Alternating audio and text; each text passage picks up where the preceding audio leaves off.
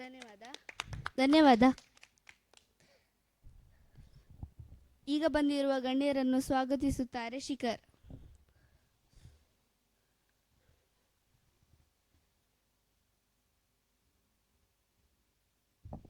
ಎಲ್ಲರಿಗೂ ನಮಸ್ಕಾರಗಳು.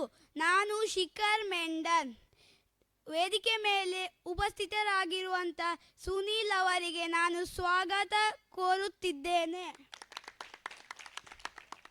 ಮತ್ತು ಶ್ರೀಶ ತೆಕ್ಕಟ್ಟೆ ಅವರಿಗೆ ನಾನು ಸ್ವಾಗತ ಕೋರುತ್ತಿದ್ದೇನೆ ಮತ್ತು ಅಶೋಕ್ ಸರ್ ಮತ್ತು ರಂಜಿತ್ ಸರ್ ಅವರಿಗೆ ಸ್ವಾಗತವನ್ನು ನೀಡುತ್ತಿದ್ದೇನೆ ಮತ್ತು ಎಲ್ಲ ಸಂಪನ್ಮೂಲ ವ್ಯಕ್ತಿಗೂ ನಾನು ಸ್ವಾಗತವನ್ನು ನೀಡುತ್ತಿದ್ದೇನೆ ಮತ್ತು ನನ್ನ ಸ್ನೇಹಿತರಿಗೂ ಸ್ವಾಗತವನ್ನು ನೀಡುತ್ತಿದ್ದೇನೆ ಮತ್ತು ನನ್ನ ಸ್ವಾಗತ ಭಾಷಣವನ್ನು ಮುಗಿಸುತ್ತಿದ್ದೇನೆ.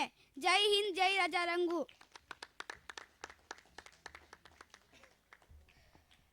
ಧನ್ಯವಾದ. ನಿನ್ನೆಯ ಚಟುವಟಿಕೆಯನ್ನು ವಾಚಿಸಲಿದ್ದಾರೆ ಮೌಲ್ಯ.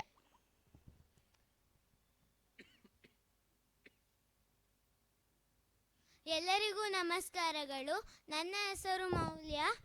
ನಾನೀಗ 4ನೇ ದಿನದ ದಿನಚರಿಯನ್ನು ವಾಚಿಸುತ್ತಿದ್ದೇನೆ. ಮೊದಲು ನಾವು 9 ಗಂಟೆಗೆ ಶಿಬಿರಕ್ಕೆ ಕಾಲಿಟ್ಟೆವು.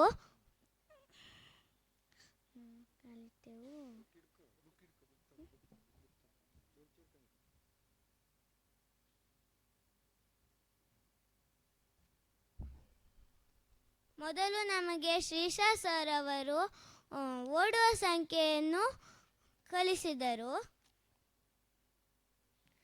ನಂತರ ತಿಂಡಿಯನ್ನು ನೀಡಿದರು.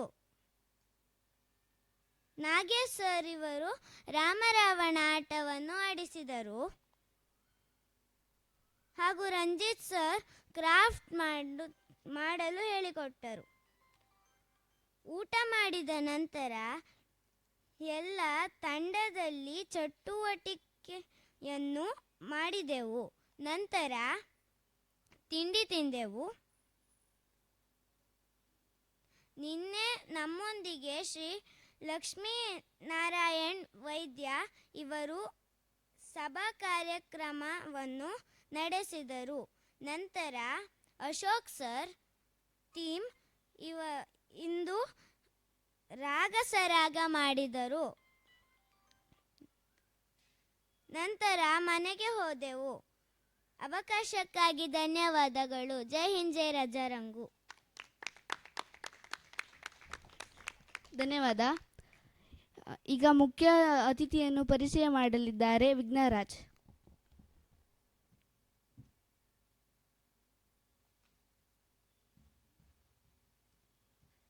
ಎಲ್ಲರಿಗೂ ನಮಸ್ಕಾರ. ನನ್ನ ಹೆಸರು ವಿಘ್ನರಾಜ್ ಜನ್ಮಗವೀರ್. ನಾನು ಇವತ್ತು ಸುನೀಲ್ ಸರ್ ಅವರ ಪರಿಚಯ ಮಾಡಲು ಬಂದಿದ್ದೇನೆ. ಅವರು ಗ್ರಾಮ ಪಂಚಾಯತ್ನ ಪಿ ಡಿ ಒ ಆಗಿ ಕಾರ್ಯನಿರ್ವಹಿಸುತ್ತಿದ್ದರು. ಹಾಗೆ ಅವರು ಯಕ್ಷಗಾನ ಅಂದರೆ ಬಹಳ ಇಷ್ಟ. ಮೊನ್ನೆಯಷ್ಟೇ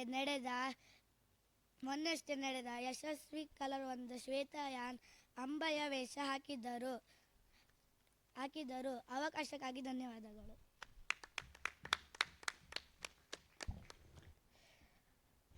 ಧನ್ಯವಾದ. ಸುನಿಲ್ ತೆಕ್ಕಟ್ಟೆ ಇವರು ಶಿಬಿರದ ಕುರಿತು ಒಂದೆರಡು ಮಾತನಾಡಬೇಕೆಂದು ಕೇಳಿಕೊಳ್ಳುತ್ತಿದ್ದೆ.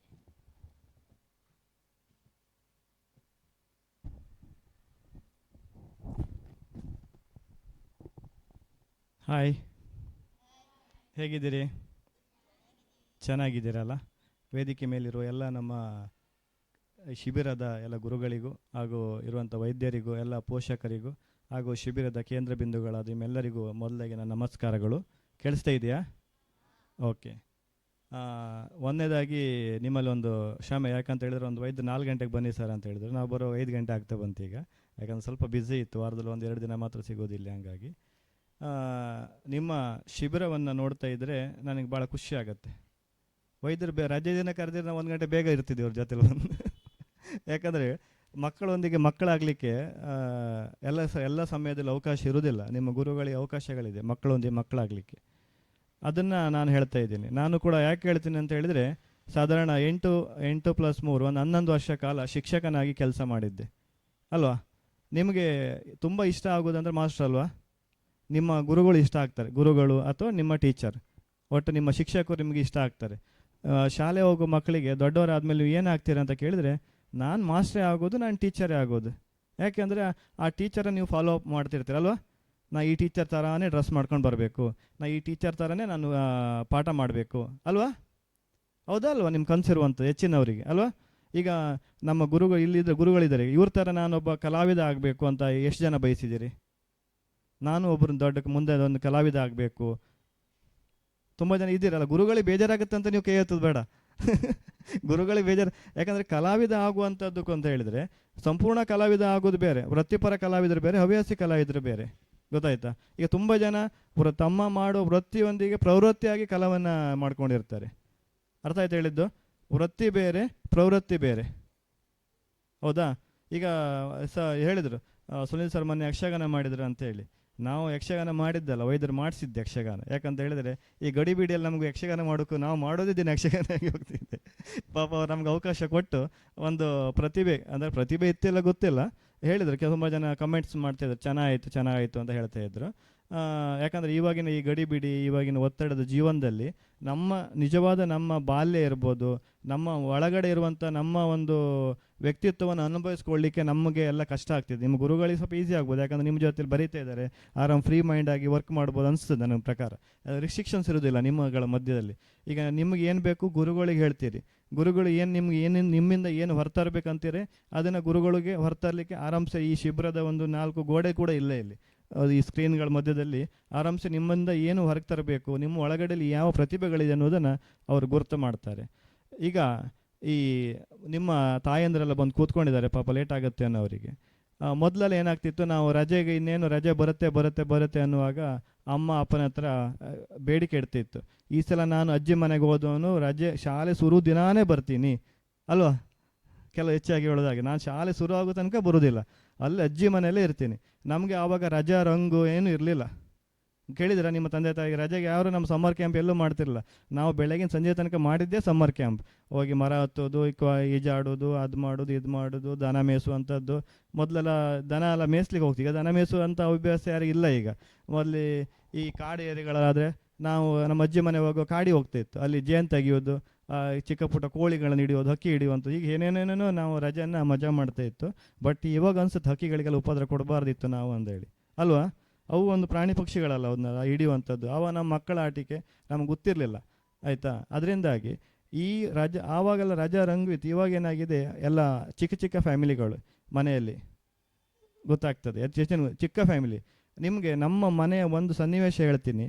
ನಾವು ರಜೆಯೆಲ್ಲ ಅಜ್ಜಿ ಮನೆಗೆ ಹೋಗುವಾಗ ನಮ್ಮ ಮಾವಂದರೆಲ್ಲ ನಮಗೆ ಬೈತಾಯಿದ್ರು, ಒಟ್ಟಿಗೆ ಆಟ ಆಡಬೇಡಿ ಅಂತ. ಯಾಕಂದರೆ ಕಂಡು ಬೀಳ್ತದೆ ಬೇರೆಯವ್ರ ಮನೆ. ಯಾಕಂದರೆ ನಾವು ಸಾಧಾರಣ 40 ಮಕ್ಕಳೇ ಇದ್ದು ನಮ್ಮ ಮನೆಯಲ್ಲಿ ಆವಾಗ.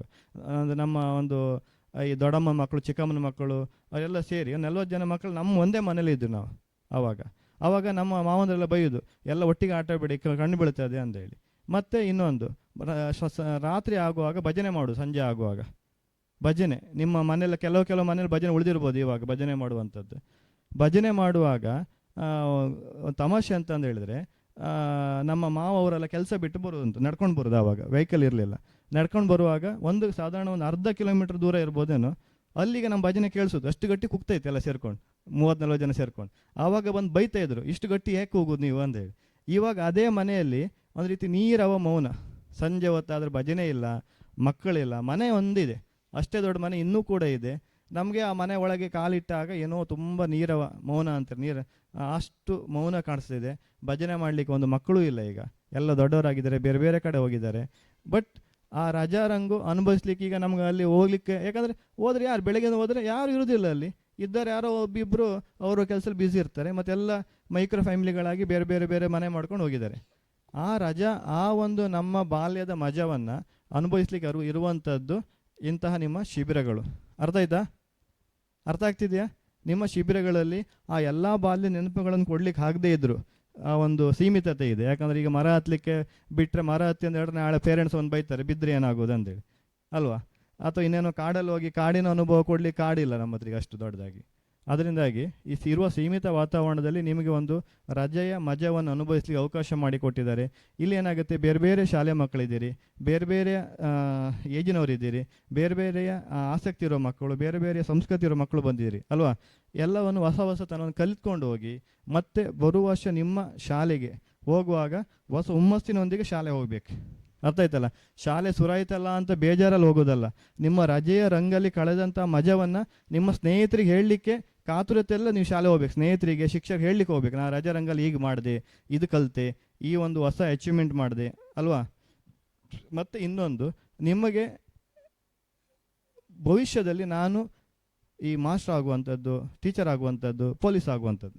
ಸಣ್ಣವರಿರುವಾಗ ನಮ್ಗೆ ಒಂದೇ ಮಾಸ್ಟ್ರು, ಟೀಚರು, ಪೊಲೀಸ್ ಆಗಬೇಕು ಸಾಧಾರಣ ಹೆಚ್ಚಿನ ಕನಸುಗಳು. ಇವಾಗಿನ ಮಕ್ಕಳು ಚೇಂಜ್ ಆಗಿರ್ಬೋದು, ಈಗ ನಾವು ಇರುವಾಗ ಹಾಗೆ ಅಷ್ಟೇ ನಮ್ಮ ಕನಸುಗಳಿರುವಂಥದ್ದು. ಹೊಸ ಹೊಸ ಕನಸುಗಳು ಬೆಳಿಬೇಕು. ಅರ್ಥ ಆಯ್ತಲ್ಲ. ಈಗ ಅವರು ವೈದ್ಯರು ನಮ್ಮನ್ನು ಯಾಕೆ ಕರೆಸಿದ್ರೆ ಗೊತ್ತಿಲ್ಲ, ಯಾವ ಉದ್ದೇಶದಿಂದ ನೀವೇ ಬನ್ನಿ ಅಂತ ಹೇಳಿ ಇವತ್ತಿನ ಗೊತ್ತಿಲ್ಲ. ಬೇರೆ ಬೇರೆ ನಮ್ಮ ದೊಡ್ಡವರಾಗ್ತಾ ಹೋದ ಹಾಗೆ ನಿಮ್ಮ PUC ಆಗುವಾಗಿರ್ಬೋದು, ನಿಮಗೆ ಬೇರೆ ಬೇರೆ ಸರ್ಕಾರಿ ವೃತ್ತಿಗಳಿರ್ತದೆ. IAS ಇರ್ಬೋದು, KS ಇರ್ಬೋದು. ಯಾಕೆ ನಾನು ಹೇಳ್ತೀನಿ ಅಂತ ಹೇಳಿದರೆ, ನಮ್ಮ ಕರಾವಳಿ ಭಾಗದಲ್ಲಿ ಈ IAS KS IR ಆಫೀಸರ್ಸ್ಗಳು ಯಾರೂ ಇಲ್ಲ. ಮ್ಯಾಕ್ಸಿಮಮ್ ಎಲ್ಲೋ 1-2 ಬೆರಳೆಣಿಕೆಯ ಅಧಿಕಾರಿಗಳು ನಮ್ಮವ್ರು ಇದ್ರೆ ಬಿಟ್ಟರೆ ಮತ್ತೆಲ್ಲ ಹೊರಗಿನವರೇ. ಅರ್ಥ ಆಯ್ತಾ. ಗೊತ್ತಾಗುತ್ತೆ ನಿಮಗೆ, ಸಣ್ಣವ್ರು ಗೊತ್ತಾಗೋದಿಲ್ಲ ಸ್ವಲ್ಪ ಹೇಳಿದರೆ. ಇನ್ನು ಸ್ವಲ್ಪ ದಿನ ಹೋಗಬೇಕು, ಒಂದು PUC ಲೆವೆಲ್ ಹೋದ್ಮೇಲೆ ನಿಮ್ಮ ಲೆಕ್ಚರ್ಸು, ನಿಮ್ಮ ಟೀಚರ್ಸು ಎಲ್ಲ ಬೇರೆಯವರೇ.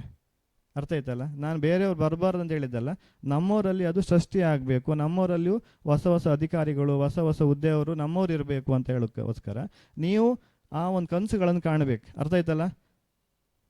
ನಾನು ಒಂದು ಒಳ್ಳೆಯ ಹುದ್ದೆಯಲ್ಲಿ ನಾನು ಇರಬೇಕು ಆಯಿತಾ. ನೀವು ರಜಾರಂಗಲ್ಲಿ ಏನು ಕಲ್ತಿದ್ದೀರಿ, ನಾಟಕ, ಯಕ್ಷಗಾನ, ಪೇಂಟಿಂಗು, ಡ್ರಾಯಿಂಗ್ ಎಲ್ಲ ಕಲ್ತಿದ್ದೀರಿ, ಅದೆಲ್ಲ ನಿಮ್ಮ ವೃತ್ತಿ ಆದರೂ ಒಳ್ಳೆಯದೇ, ಒಳ್ಳೆಯ ದೊಡ್ಡ ಕಲಾವಿದರಾದರೂ ಒಳ್ಳೆಯದೇ. ಇಲ್ಲ ಇದ್ದರೆ ಅಟ್ಲೀಸ್ಟ್ ಪ್ರವೃತ್ತಿಯಾಗಿ ಇರೋ ಜೊತೆಯಲ್ಲಿ ಒಬ್ಬ ಒಳ್ಳೆಯ ವ್ಯಕ್ತಿಯಾಗಿ, ಒಳ್ಳೆಯ ಅಧಿಕಾರಿಗಳಾಗಿ ಹೊರಗೆ ಬರಬೇಕು. ಅರ್ಥ ಆಯ್ತಾ ಹೇಳ್ತಿರೋದು. ಹಾಂ, ಬೆಳಗ್ಗೆಯಿಂದ ಆಟ ಆಡಿ ಸುಸ್ತಾಗಿರಬೇಕು, ಬಾಯಿ ಕಳತೆ ಇದ್ದೀರಿ. ಓಕೆ, ನೆಕ್ಸ್ಟ್ ಒಂದಿನ ಎಲ್ಲರೂ ಟೈಮ್ ಸಿಕ್ಕಿದ್ರೆ ನಿಮ್ಮ ಜೊತೆ ನಾನು ಸ್ವಲ್ಪ ಹೊತ್ತು ಇರ್ತೀನಿ, ಫ್ರೀ ಟೈಮ್ ಇದ್ದರೆ. ಆಯಿತಾ. ಓಕೆ, ಧನ್ಯವಾದಗಳು.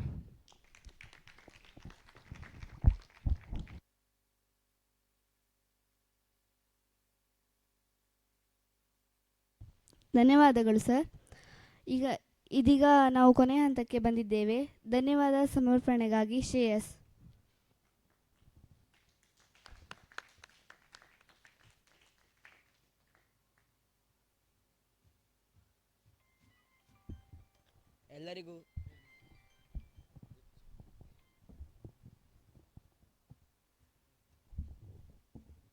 ಎಲ್ಲರಿಗೂ ನಮಸ್ಕಾರಗಳು. ನನ್ನ ಹೆಸರು ಶ್ರೇಯಸ್ ಸರ್. ಇಂದು ನಮ್ಮ ಸಂಪನ್ಮೂಲ ವ್ಯಕ್ತಿಯಾಗಿ ಆಗಮಿಸಿರುವಂಥ ಸುನೀಲ್ ತೆಕ್ಕಟ್ಟೆ ಇವರಿಗೂ ಧನ್ಯವಾದಗಳು, ಹಾಗೂ ಶ್ರೀಶ ತೆಕ್ಕಟ್ಟೆ ಇವರಿಗೂ ಸಹ ಪ್ರೀತಿಪೂರ್ವಕ ಧನ್ಯವಾದಗಳು, ಹಾಗೂ ರಂಜಿತ್ ಬ್ರಹ್ಮಾವರ ಹಾಗೂ ಅಶೋಕ್ ಮೈಸೂರು ಇವರಿಗೂ ಸಹ ಧನ್ಯವಾದಗಳು. ಅವಕಾಶಕ್ಕಾಗಿ ಧನ್ಯವಾದಗಳು. ಜೈ ರಜರಂಗು.